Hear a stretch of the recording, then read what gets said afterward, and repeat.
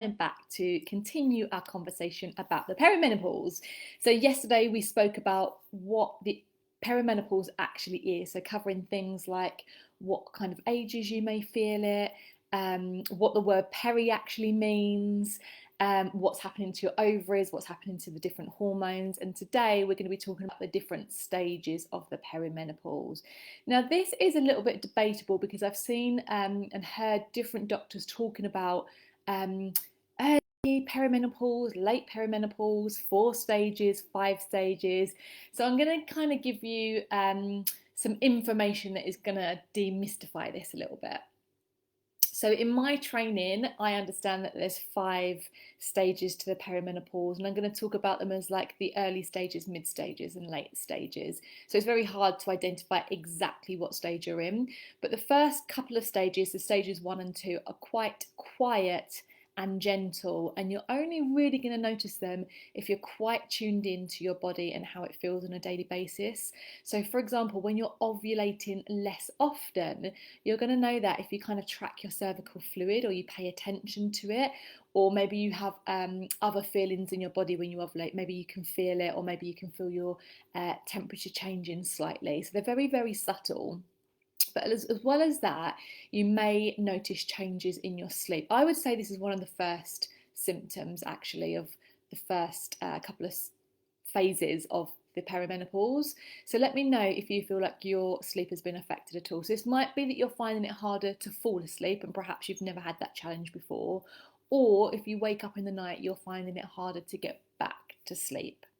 The other one is that it's harder to elevate your mood. So if something kind of gets you down, that you might feel a little bit anxious or leaning towards depression a little bit more, and harder to lift yourself out of that.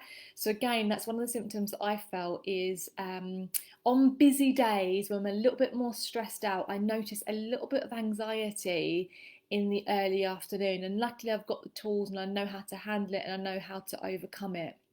But otherwise, I think that could escalate and spiral quite quickly. So I'd say anxiety, depression, sleep, these are the kind of changes that are happening in the first couple of phases, but they're quite subtle, so you may or may not notice them.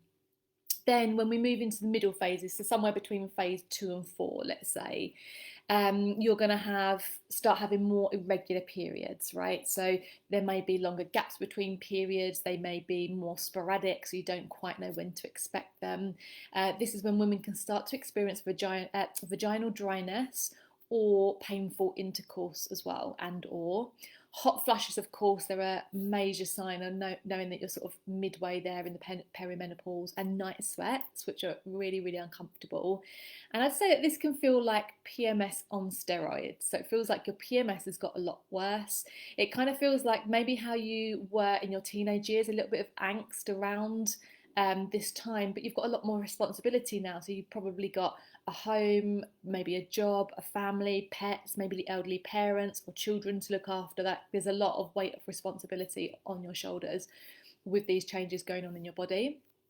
In fact, I would say if you struggled with your health during puberty, so say you had anxious feelings then, or you were suffering from depression, and maybe you overcome that, those kind of symptoms can make a reappearance. So whatever was going on in your teenage years can make a reappearance at this time in your life, if you haven't worked on your health in the meantime.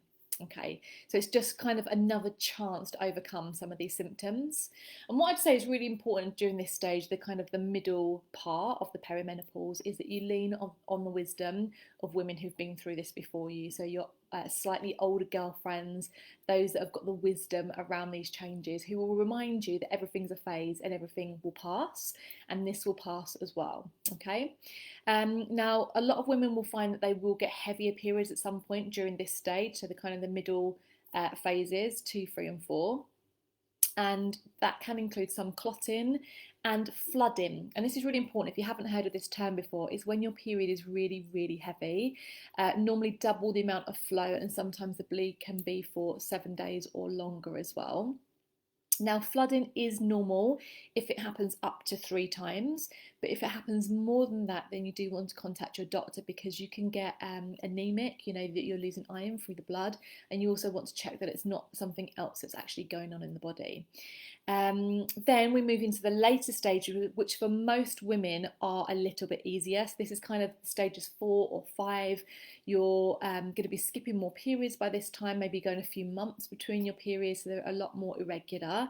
But hopefully your hot sweats and other symptoms, maybe anxiety, depression, brain fog, these heavy periods should be getting better. Although I will say that we are all individual, and sometimes when I work with women, they get the heavier bleeding or the flooding more towards the end.